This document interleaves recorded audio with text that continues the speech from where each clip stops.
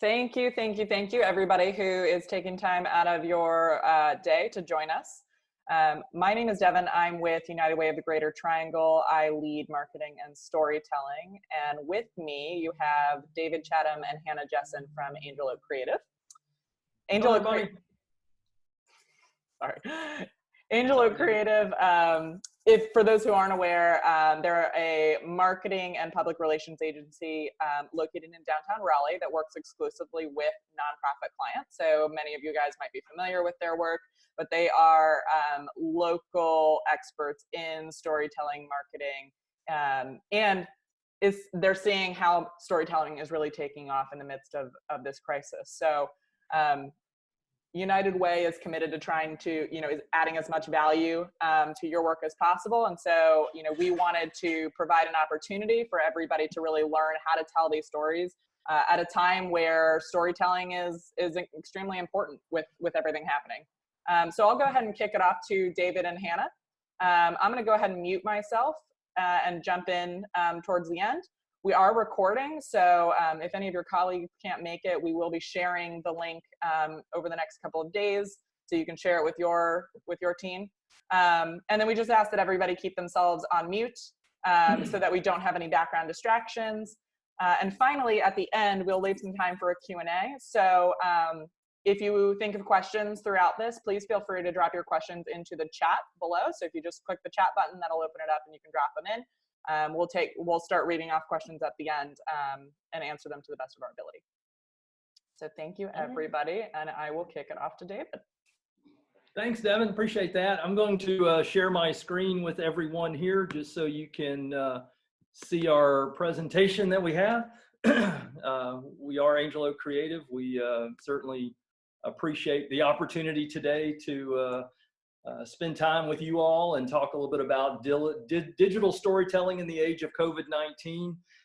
This is certainly an interesting time.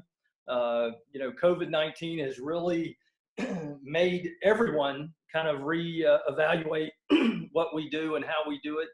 This is especially true for us and our clients in the marketing world, how we do marketing and storytelling during this time when a lot of what interactions between nonprofits, their supporters are very personal. How do you take a very kind of impersonal platform like digital and make it as personal and compelling as possible when you're telling stories? So that's what we're going to talk about today. What we found with our clients is they have really moved more and more to a digital platform for their marketing, for their storytelling.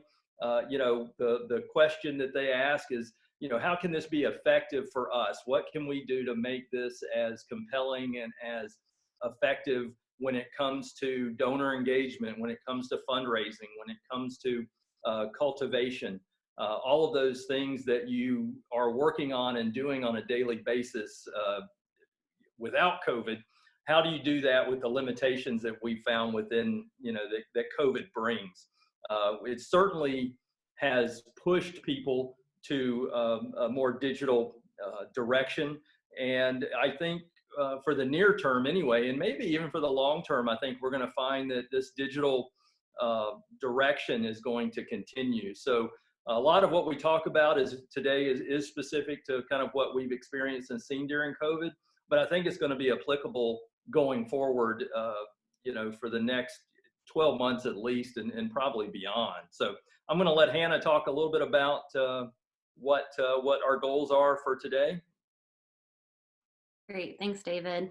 For everyone, I'm Hannah Jessen. I'm the digital account executive at Angel Oak Creative. So I work with our clients on everything digital related. And like David, I'm really excited to share with you guys today some of the lessons that we learned from COVID-19. And demonstrate how those best practices when it comes to digital storytelling are important in times of crisis, but also in the normal quote unquote times as well. So some goals for today, we're going to look at 5 general best practices when it comes to storytelling on your digital channels. That includes social media marketing, email marketing, a little bit of website, so that you feel equipped to really take your organization to the next level with their digital storytelling.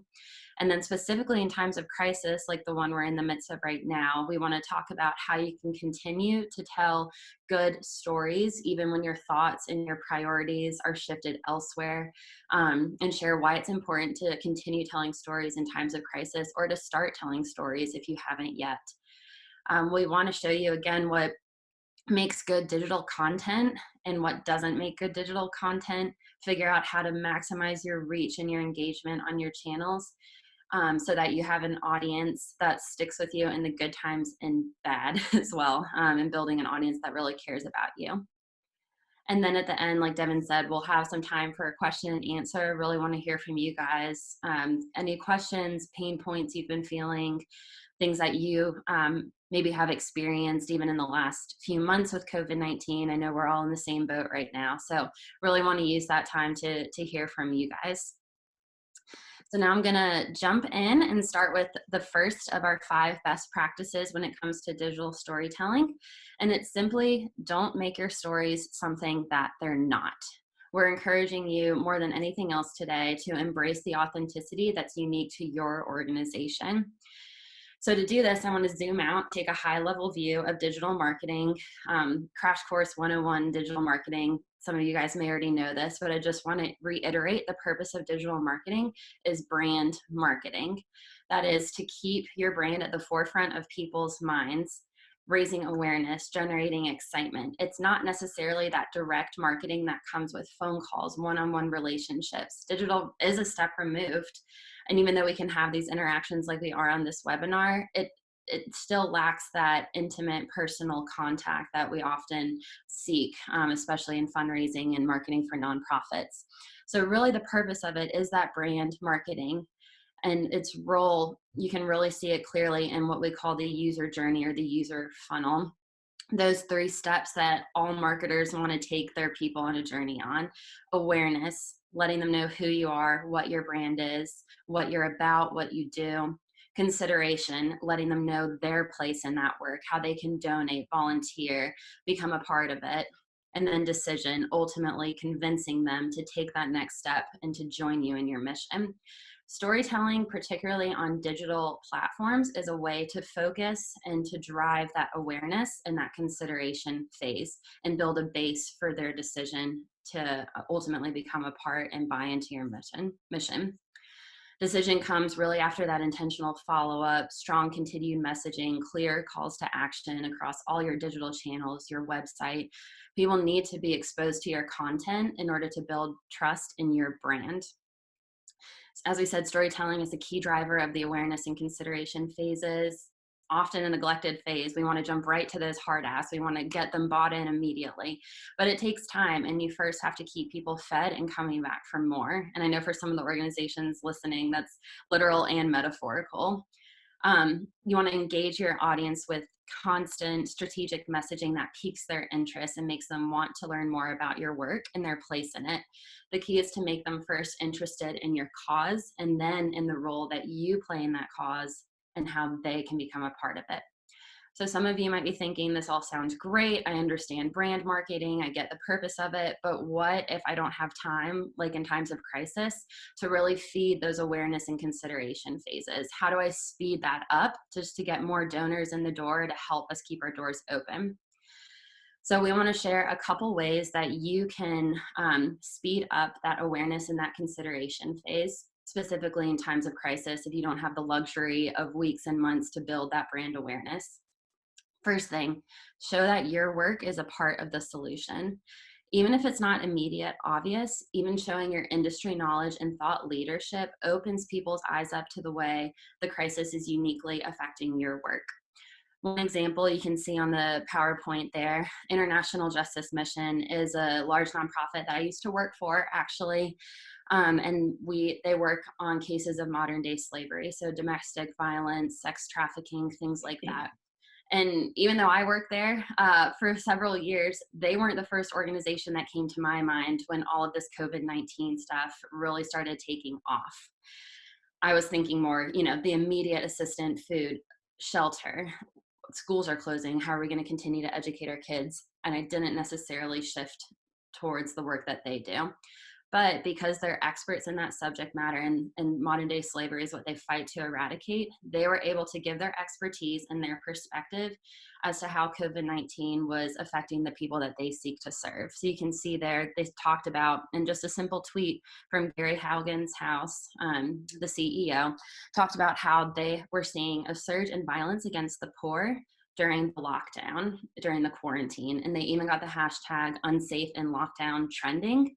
They were the experts on this subject matter. They were able to build a case for support from it. And people were moved to give to them because they were able to connect the current crisis with their work and how they were uniquely addressing parts of the crisis that most of us didn't think about, like being unsafe in quarantine. And even if your work, like IJM, isn't directly related to the crisis at hand, you can show what happens if your work ceases to exist. This is a way of sharing your mission without getting into the weeds too much. Who gets left behind? How many kids won't be fed? How many people won't be served if your doors close because of the crisis? Show what happens if your organization ceases to exist. One example of this from one of our clients that we've worked with in the past, Corral, they provide services to girls at-risk situations in the area. Again, not the first organization that came to my mind when all of this started happening, but they sent out a successful email campaign with a subject line that simply said, "Why Corral can't afford to close."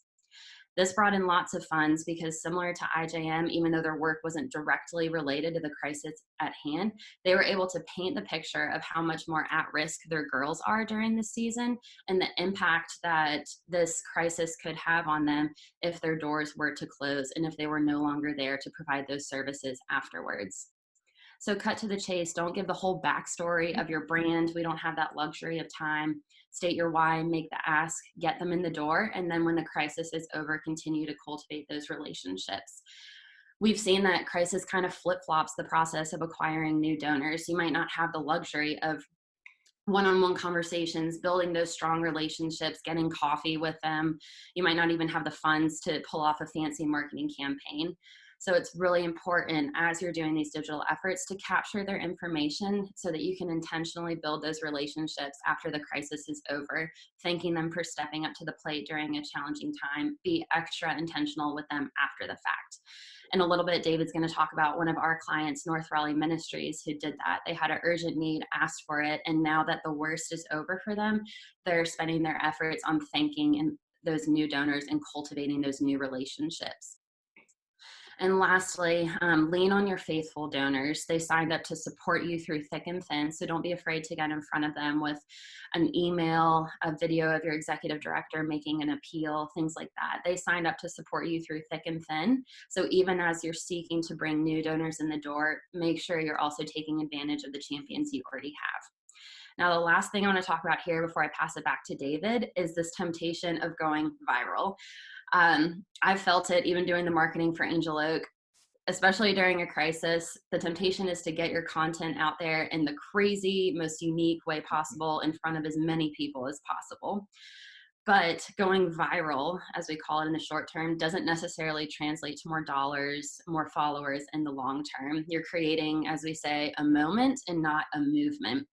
So I love this quote that I dropped in there. Stop trying to go viral and start trying to build a brand. The moral of the story really is stop trying so hard to force something to catch on.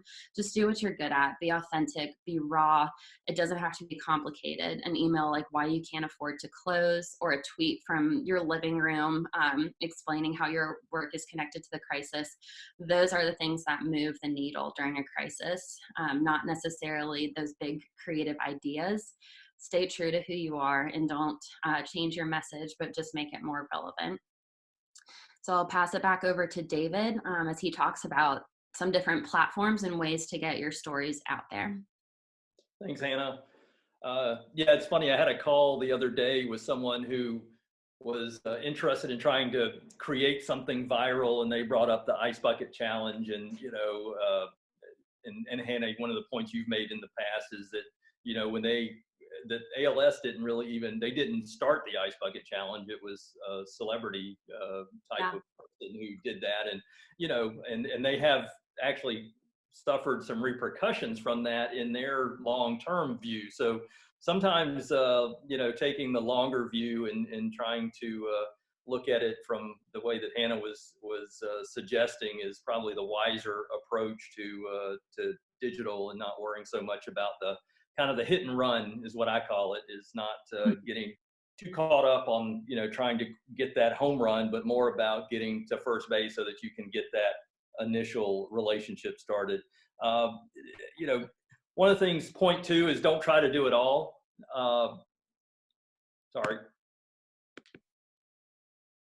There we go. Don't try to do it all. Just because you're able to go with every platform, Facebook, Instagram, Twitter, Snapchat, all of those platforms, does not mean that, especially during a time of crisis, that when your resources are even more limited, that you should try to be all things to all people.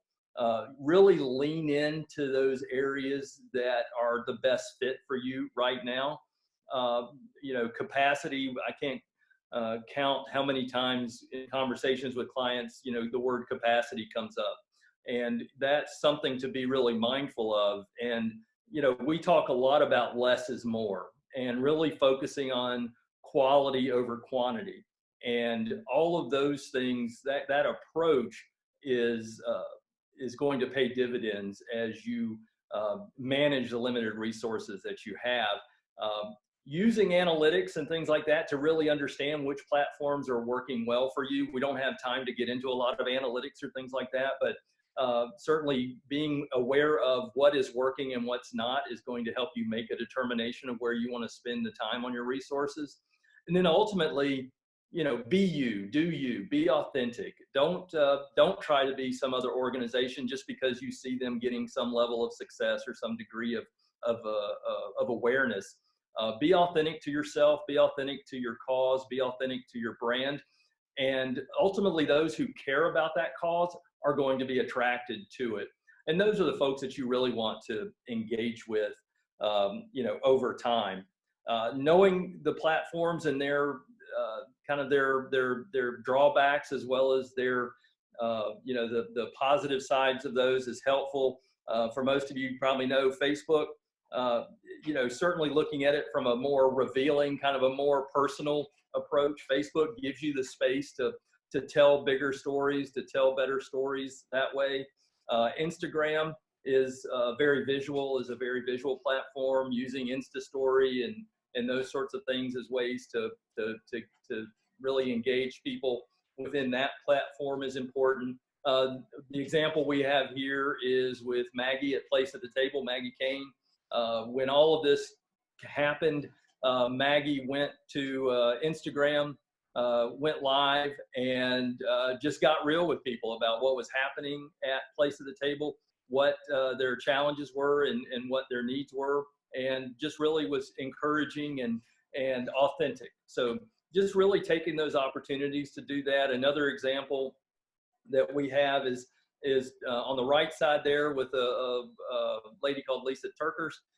She has a ministry. She's talking about finding strength during these times of challenges. Well, it turns out she didn't realize that that this was going to be a video interview. She thought it was going to be audio. So she shows up with a t-shirt, no makeup, those sorts of things.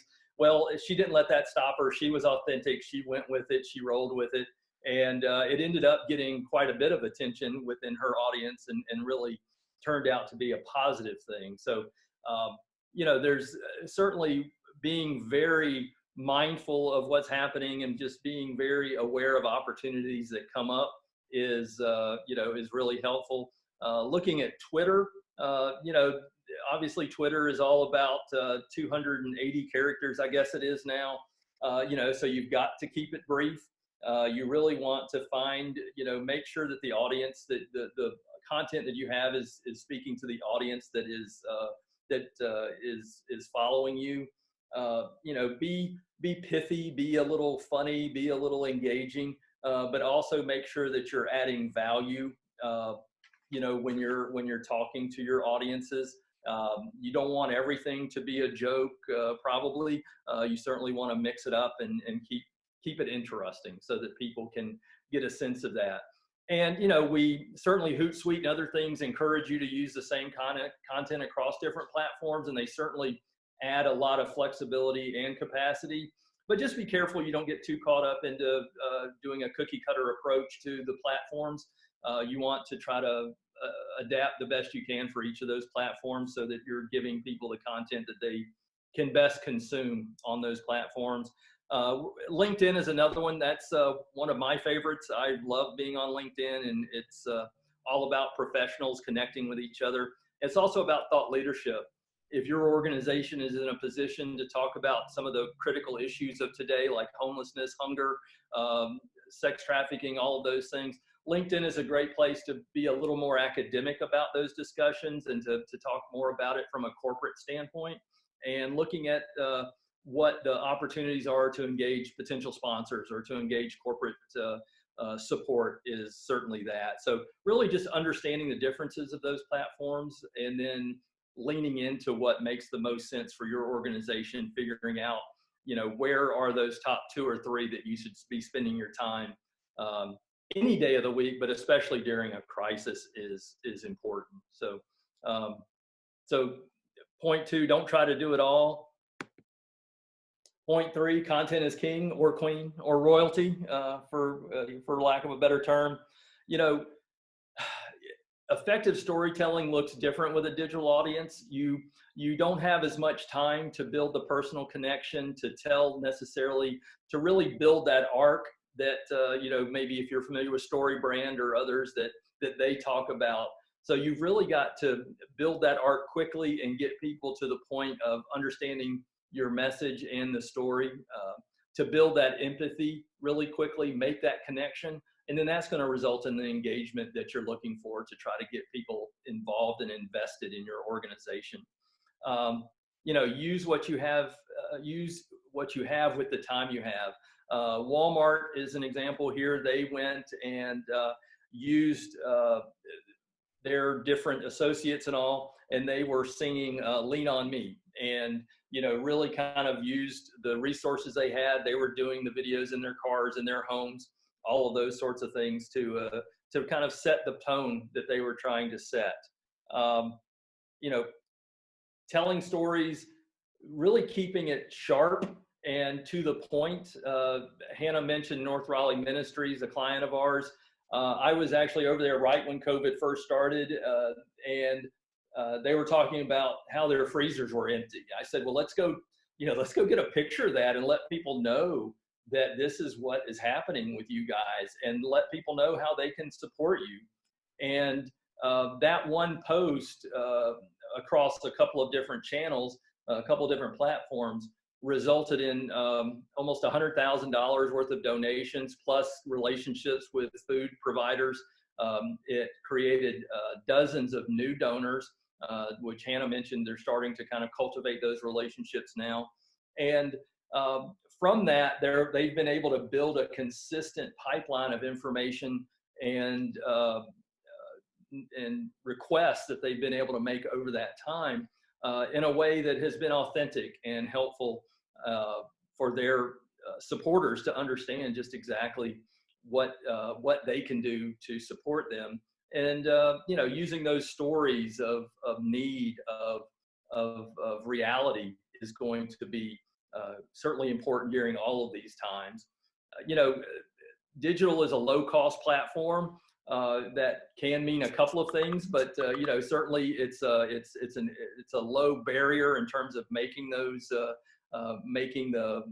awareness, raising the awareness, and making it certainly a much more effective opportunity. Email is another opportunity to look at that, what kind of content you can use there. So, just take this time. Small nonprofits can do this as well as large nonprofits. It might be on a different scale, but certainly it does not have to be something that is intimidating or inaccessible for nonprofits. So I know Hannah's going to continue on this vein. Yeah. Thanks, David. So before we get into Wendy's, one of my favorite examples, Wanted to share a few pointers that Devin and I kind of thought through when it comes to content. And I think a lot of us feel like, how can you make time for good storytelling when it feels like the world is crumbling around you and you're just trying to keep your doors open? So we wanted to share a few quick ways, things that are at your disposal, a few quick takeaways um, to encourage you to make time for storytelling, even when it feels like there are a million other things for you to do. Like David was saying, take short videos on your phones. They're relatable and powerful. It might not be that well curated long blog you wanted to publish, but it's emotional, it's real, it's relatable, and it connects people to you in a personal way. Ask your volunteers, your donors, your clients to film themselves quick little snippets, sharing why they give, why they volunteer, why they've benefited. Share those on your channels, again connecting to the human aspect. Use what you already have. If you have some great b-roll or photography from months or years past, revisit it. If you don't have the luxury of taking a new video at this point, throw some new graphics on top of it, add a new description, recycle and reshare that. Go live. Like David was saying with Maggie's example from A Place at the Table, there's nothing more authentic than going live on Facebook or Instagram with no script, no filter. It's just you talking and sharing your heart. And then the last easy takeaway, if you don't have a lot of time, is posting to your stories, especially on Instagram. Those are easy ways to share updates and allow others to share them across their own channels. So there's just a few practical ways to still focus on and make time for storytelling, even if it's not all of the time in the world. So now I want to talk about, for this last part, about content being king or queen, as I like to say, is about finding your storytelling personality. That's simply how we refer to your content niche, the area of expertise that you present, your personality that you portray on your digital channels. What are you good at? What do you provide that nobody else can? What makes you the expert? Why do people trust you? Why should they trust you? This really comes with identifying 3 to 5 key areas that you want to center your content on, center it around. Like Dave was saying, don't try to do it all. Don't try to talk about everything either. Create your digital identity. And stick with it. Obviously adapt to what's going on, but you want it to feel like you whenever you're posting. So a funny example, as we're about halfway through this webinar, I want to throw you a curveball, see if you're paying attention. We're going to talk about a fast food chain. So for Wendy's, whether you expect it or not, they have a very distinct digital personality. If you follow them on Twitter, you probably laugh at them, maybe not as much as I do, because I love this type of humor. And whether you expect it or not, they're funny. They're not necessarily talking about their food, but people have come to know them as the witty, sassy fast food restaurant.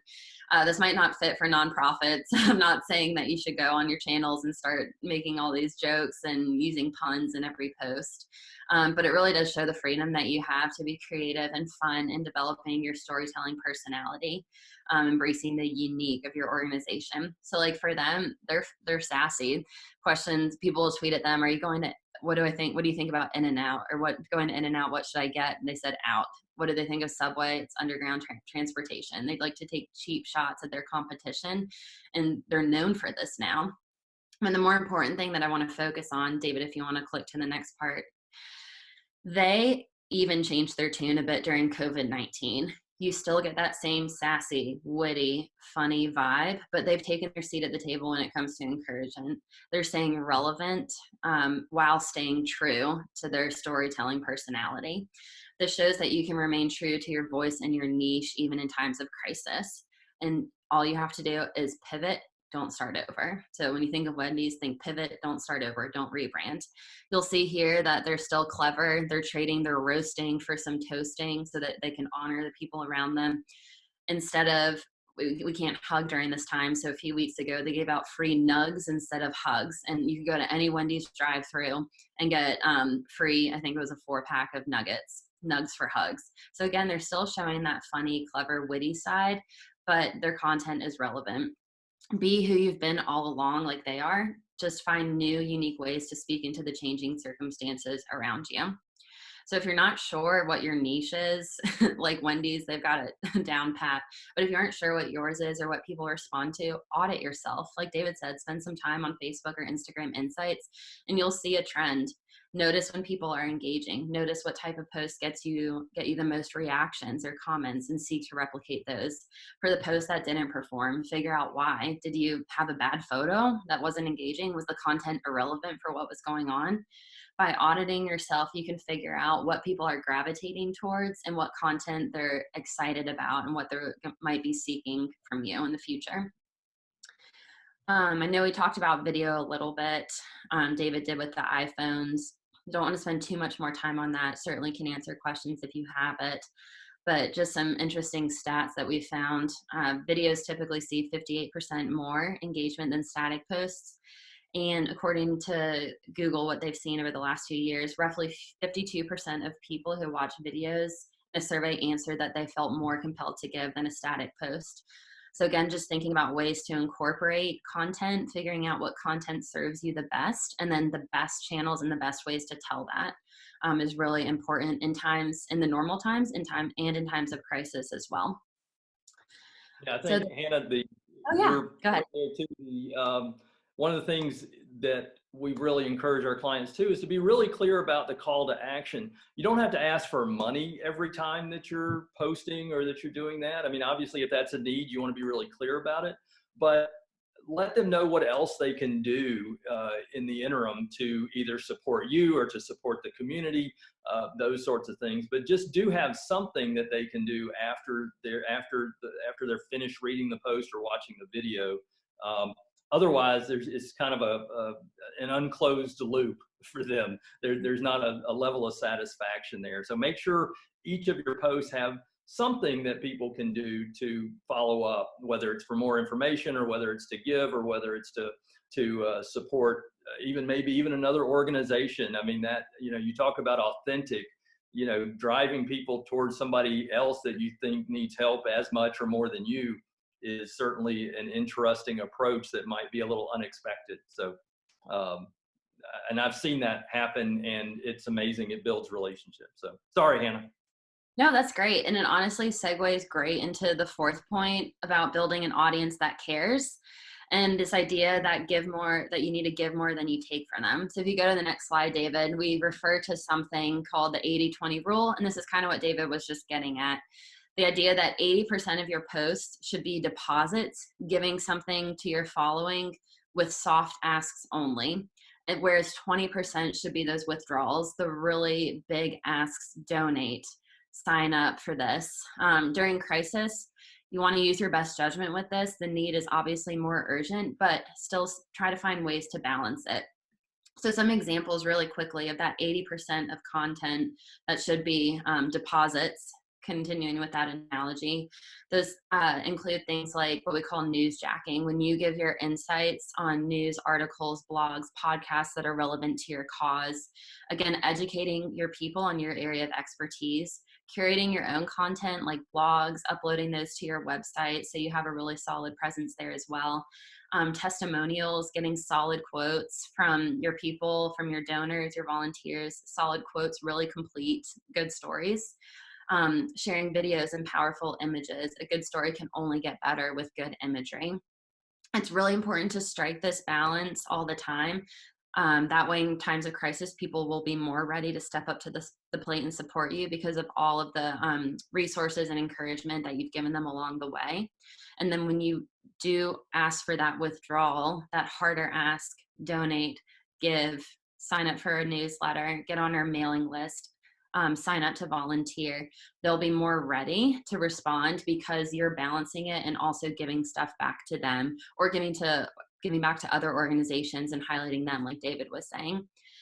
So these types of posts should end with that really strong call to action. And these are the posts, specifically thinking on Facebook, that you want to boost, as they have a clear call to action and next step for the user to take. Really, the goal with this 80-20 rule, as we call it, is to keep the balance, simply so that people don't feel like you're just asking them all the time to give, give, give. You don't want to be the broken robot that's only seeking to take from people. Provide them with some value as well, so that they'll be more ready and excited to give when the time comes. This is true in times of crisis, to ask boldly, but also in the normal times as well. One thing that I thought about during COVID-19, it's easy to think that you're the only one going through the crisis, but really your followers are as well. Your donors are, your volunteers are, your clients are. Everyone's experiencing it differently. And so really striking that balance so that you can give to them as well as ask something from them is really important. So digital marketing and storytelling, really at the end of the day, the way to strike this balance is to focus on people being the heroes and not your brand. You automatically elevate and lift up your donors, everyone, when you're talking more about them than you are talking about yourselves and the great work that you're accomplishing. We included that photo of a Tylenol ad in there. Really doesn't have that much to do with Tylenol at all, other than the sponsor the ad. But it's just doctors wearing masks and them encouraging you to stay home for them. Again, people are the heroes, not the brand. So tell great stories, ask good questions, and work to strike that balance so that you're giving as well as taking from your people. And it's that mutually beneficial relationship and sucking the resources and the life out of them. Then the very last point, and then we'll be able to move on to question and answer. This is probably, as a digital account executive, I get this question all the time. How do I reach more people? How do I grow my following? And what I tell them to prioritize, that they're looking at it the wrong way. The key is to prioritize every day your existing social media following over getting new followers. And again, this might be counterintuitive, but I believe and have seen this be true for so many of our clients. It's better to have a smaller engaged following than a larger aloof following. Those are the people who are going to support you in times of crisis. So the way to do this is to focus. We have to flip our perspective, focus on engagement instead of reach. Engagement is the number of people interacting with your posts. Reach is the amount of people who see it pop up in their news feeds. The temptation is, I want to get this content in front of as many people as possible. That's not going to work for you in the long run. You need to have content that engages your current audience. And then naturally, social media is smart. They push the content out there that people are engaged with. So the more people you have engaged with your content, the more naturally your reach will be expanded. They're very clever. And that's the way to break their algorithms, is make sure you have good content that people can engage with, and that will automatically reach more people. Having a loyal and engaged following is the best way to get new followers. Yeah, David, were you gonna say something? Yeah, the other thing is that because of those weird artificial intelligence algorithms, you're also, when you have people engaging with that content, not only do you have more people that are seeing it, you're also seeing people with similar interests. So it's not just that you're getting in front of uninterested eyes. Those eyes also have some degree of interest in that, or they probably wouldn't be getting the content that they're seeing, or they have some relationship with that person or that particular cause. So, that, to Hannah's point, it really is about, if you can get a really great engagement, a degree of engagement with your current audiences, that's going to pay off, not just in the numbers of people, but the type and the quality of people that you're connecting with beyond that first degree of relationship. Yeah, absolutely. That's a great point. And one of the last examples we have on here was from a screenshot from an email from Compassion International. And this to me was just a really great example of how they were taking good care of their current following, but also asking for help at the same time. They have an option if you needed help, if with the economy's downturn, losing jobs, anything like that, if you weren't able to continue to support your sponsor child, they had an option on there to work with you and to help you through that. Or if you're on the flip side, you're doing fine and you want to help more, there's an option for those type of people as well, where they can stand in the gap and help those people who can't continue to make their sponsorship payments. So for me, crisis is a two-way street. Like I said, your organization is going through it, but so are the people who support you. And so looking to find those ways to take care of them during crisis will encourage them to also take care of you. And that was just a really good example. Simply state, I need help or I can help. You're reaching both groups that way and really showing that you care about your people as you're asking them to care for you. So in sum, really quickly, and then we'll get to Q&A. Digital marketing is constantly changing. You have to be ready to adapt to it. And particularly in times of crisis, it looks very different, but there are still some practices that can carry over to the normal times as well. Keep telling stories in times of crisis. And if you haven't started, start today. It's not too late. It's not too late to find that storytelling personality, like we were talking about, to find your niche and to really start honing in on the channels that best serve you. Don't try to do it all. Find the ones that fit your brand and your story the best. Don't take the cookie cutter approach, like David was saying. Be raw and authentic with your storytelling content. Think outside the box. There's more at your fingertips than you realize. Use what you have, and even that will lend back to that rawness and authenticity that people want to see, especially during these times. Focus on the people, not the brand. That's what it's all about. And give more than you take. Be there for your people, and they will be there for you. Take care of them, and they'll take care of you. It's a two-way street. We hope that these practices really help you set up a strong digital marketing foundation, not only in times of crisis, but in general, as well as the regular day-to-day work. So I'll flip it back over to Devin now as she leads our question and answer time, and we look forward to chatting for the next 20 minutes and hearing how we can continue to help you guys. Thank you, Hannah. Thank you, David. I really appreciate the time that you both took to make this happen, and for sharing all the really helpful information. For those of you who might have missed it at the beginning of this, we are recording this session, and so we'll be emailing it out to not only everybody who is participating right now, but everybody who is invited. So some of your colleagues might be on that email list, but please feel free to forward it to them so that they can watch as well. If anybody has any questions, from me, Hannah, or David about storytelling, marketing, digital platforms, and wants to drop it into the chat section, please do. We've held this time so that we can answer as many questions as possible, but it's certainly not required.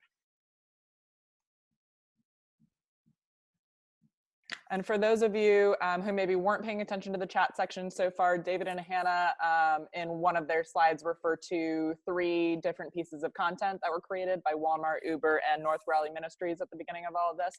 I did drop the links to those in the chat as well, so you can watch those in your own time, since we didn't have a chance to actually show them to you live.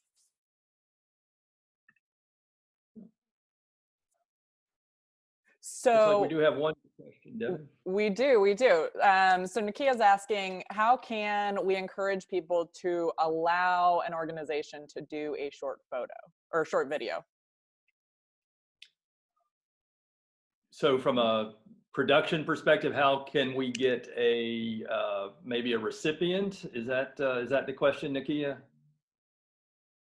Yes. How can I encourage the recipients that we help to just do a short video, just to acknowledge, what we are doing within the community and how our nonprofit is able to, to assist them during these rough times, because, this COVID has affected absolutely everyone, and especially the elderly and the disabled, because now they can't get out to do any shopping for themselves, and they are a little fearful of, but for some of the ones, the elderly that can get out, they are fearful, of this virus. So, but a lot of them that I have asked, can I do a short video, and they're like, well, no, we don't want to be on video and stuff. So how can I encourage, them to do this? Yeah, I mean, it's always a little bit of a challenge. I mean, there, you want to be respectful of a person's position and be mindful of that, but also that's where a lot of the great stories come from, right? Are those people who are either on the front line or are on the receiving end of the support that you're giving. So it always is a challenge. I think the one way that I've seen it happen is to give them an example of what you're looking for. Because I mean, if you think about it, a video can be anything, and it can be intimidating and not knowing what the content is, or maybe even prompting them with a question or two that they can respond to on the video could be another way. Another way would be to see if they'd be willing to do something in a conversation with you, like on Zoom or FaceTime, and record that. and then you could use that content as well. So getting a little creative with it, and just trying to give them the tools they need. For us, it's probably, Nakia, I know a little bit about you. I know you're not shy. So,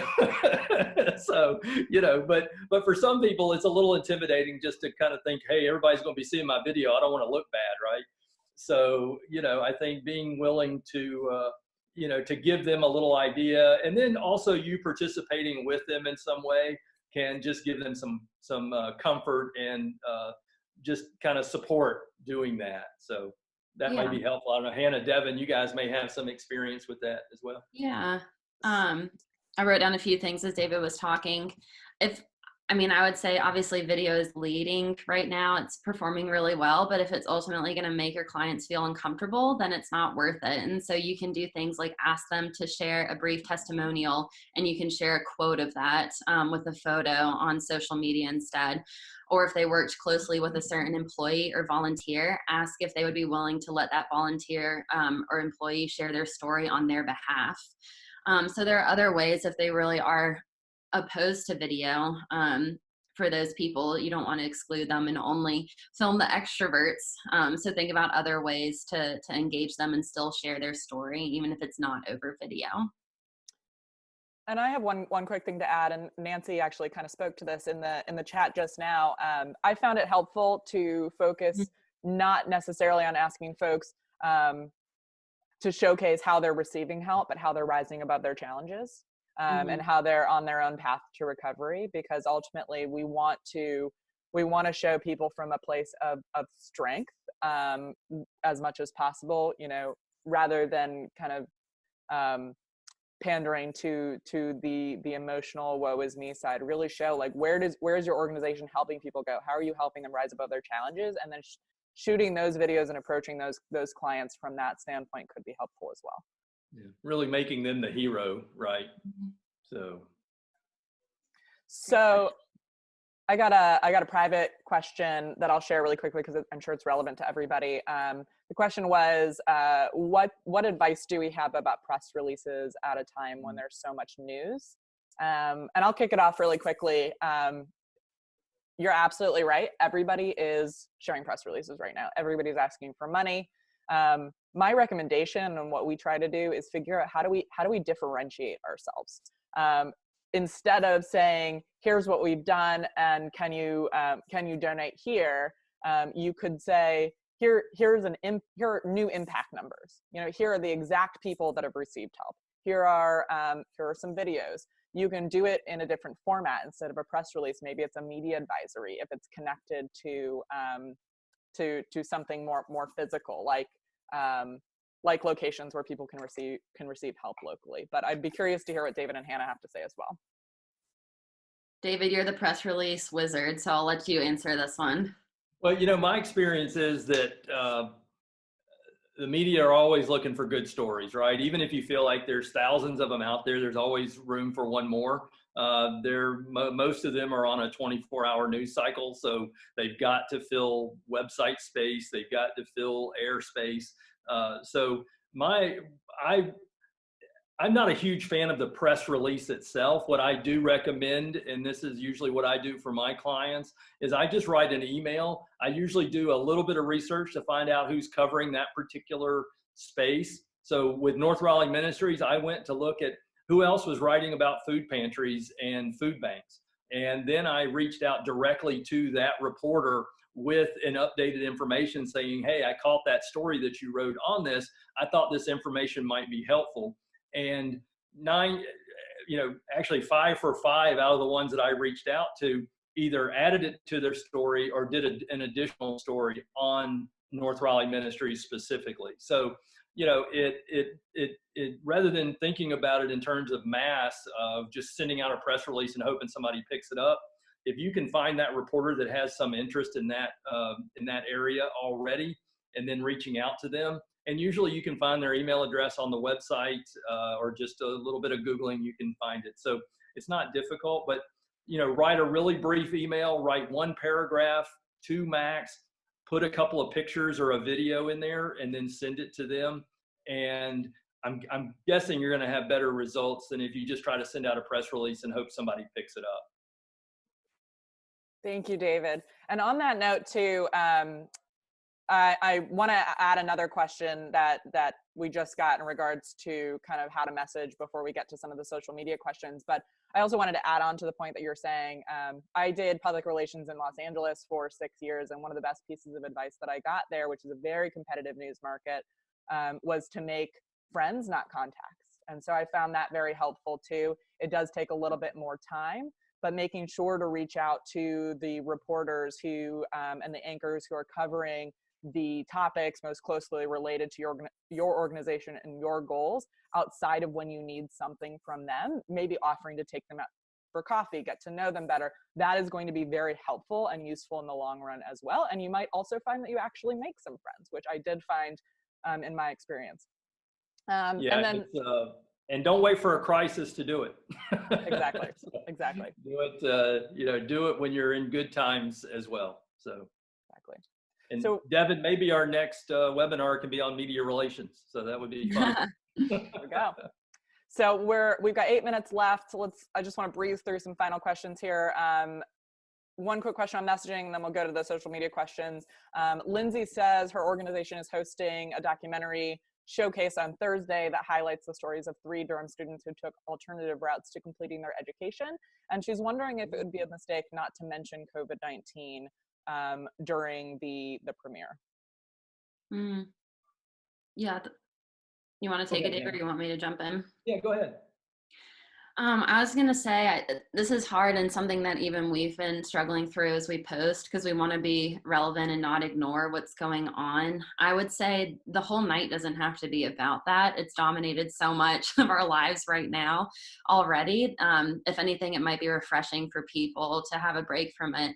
I do think if there's an opportunity at the intro, if someone gets up to speak or introduce it, just to even acknowledge that you hope people are doing well, that they're staying safe, something to still show that you're aware of what's going on, but not necessarily have to harp on it or take away from the work that went into putting together this documentary. David, what are your thoughts? No, I agree. That's exactly what I was going to say. I'm assuming it's a virtual premiere. Is that the case, or is it a physical? Yes. Okay. Yeah. Mm-hmm. Yeah. I mean, I think just having someone acknowledge it, and to Hannah's point, kind of wishing everyone the best, I think makes sense. But yeah, I would not dwell on it or make it the center of the point, because you really want these students to get the attention that they deserve, exactly. And focus on that. So yeah, I would hate to take away from any of their time to shine. Right. That was kind of what I was thinking, but I think you're right. Yeah. Okay, thanks. And then Hannah, there's this one I'll leave to you. What is your suggestion on how many digital posts should be made per week, per day, or per day? Simply stated, if you're posting 2 times a week, you're great. That's really all that's needed to keep your content in front of people. If you want to do more, go for it. But I would say posting at least twice a week on your channels is really the sweet spot. Is there any value, Hannah, to posting more? Is there do you get, extra points in algorithms or anything like that for trying to be more? Not if the content isn't relevant. And that's kind of what I was going back. I'd rather have you do 1 incredible post per week that everyone's engaging with than 10 posts that one person likes. Right. It's going to be more effective in the long run. So I would say for social media in general, quality is way more important than quantity. The algorithms are only going to work for you if the content you're putting out there is really solid. So if you're able and you have the capacity to produce solid content every day of the week that people are engaging with, more power to you. I haven't figured out how to do that yet. But really the sweet spots say 2 posts a week is pretty solid, especially on places like Facebook and Instagram. And then you can always do stories in between if you have more content you want to share. But yeah, I would say capacity is an issue, and it probably is for most people on this chat. Because you're fine with 2 posts a week. Yeah, and then Somebody's got a question about email campaigns, it looks like, and, you know, Can I jump in really quickly? Sorry, Oh, I just want to make Kevin, sure, yeah, please. I just want to make sure we don't miss a couple of social media questions that came in up above. Gerard, I think I sorry. think what they just said answers your question. Okay, great. Perfect. And then Michael was asking, you know, they've found that liking pictures of their followers on Instagram have helped them be successful in growing and engaging their audience. And they want to know if there's a way to automate that process so they don't have to page through and like everyone individually. I was wondering if you guys have found a tool like that. No, I have not that I know of. Our tool is that I bother people in our office and ask them for 5 minutes each week to go and like all of our content. And they do it. David's really good about it on LinkedIn. Some of the other people are great about it on Instagram. So I say, don't feel like you're the only one that has to go through and do it. Get your employees to like it. Even I think some of them have set a reminder for 5 minutes on Friday morning to go through and like the post from that week. And you'd be surprised how much that helps your engagement. And you're exactly right when you said liking pictures of followers has been successful in growing, engaging your audience. Even just showing that you're interested in what they're doing encourages them to follow you back. But I would say instead of trying to do it all yourself, employ your people to like your own content and to find those other followers for you as well. Yeah, and certainly engaging with other people's content as you're able and willing is going to even help more so. So responding to comments or liking pictures or follow, and follow is, you know, those organizations that share common cause, common interest, because again, that kind of exposure and those connections really create a kind of an environment where people are going to be exposed to your content more. So That's good. don't make it just a one-way conversation where it's just about your followers. You need to be following others and engaging them as well. So Yeah, that's great. And so thank you guys so much. We've got 2 minutes left. David, do you want to go ahead and answer Nancy's question about the email campaigns? Yeah, I mean, for us, again, I think with email, as much as anything else, less is more. We've kind of experimented at Angel Oak and with our own email outreach, and Hannah can speak to this too. What we found is that for us, a rhythm of about once a month is probably a decent rhythm that gives people information. And again, it's not just about getting it out, it's about what's within that content. So we have a series that we call People Matter that we just worked with Devin and Nick at United Way to produce a video, release that. That usually is part of our email content. So again, ideally that content is going to be a little different. It's going to have its own calls to action as well. So you have to find your own rhythm, and also looking at the analytics of what that looks like. So are you getting, 25% is a reasonably good open rate. A reasonably good open rate. 3% or so, Hannah, is a click-through rate, I think, somewhere in there. So if your numbers aren't reaching that, you need to probably try something else. If they're more than that and you're sending out a few more, your audience might have a tolerance for that. So really figuring out what your audience responds to is going to be helpful. Yeah, and I think it comes down to kind of with Instagram and Facebook, when I said 2 posts a week, it comes down, the question isn't how many should you send, it's if you have good enough content to send. And if you do, and you can send 5 emails a month and people aren't unsubscribing and they love the content and your open rates and click-through rates are still good, like I said, more power to you. It's really when you start to see those drop-offs, the unsubscribes, the not engaging content, that it's time to scale back. So the question isn't so much how often, but more so what are you putting out there, and is it worth dropping in someone's inbox or flooding their Facebook feed with? Great questions, everybody. Yeah. Love the way you're thinking for these things. Absolutely. Thank you, everybody, for joining us. Thank you, David and Hannah, for the incredible presentation and the valuable information.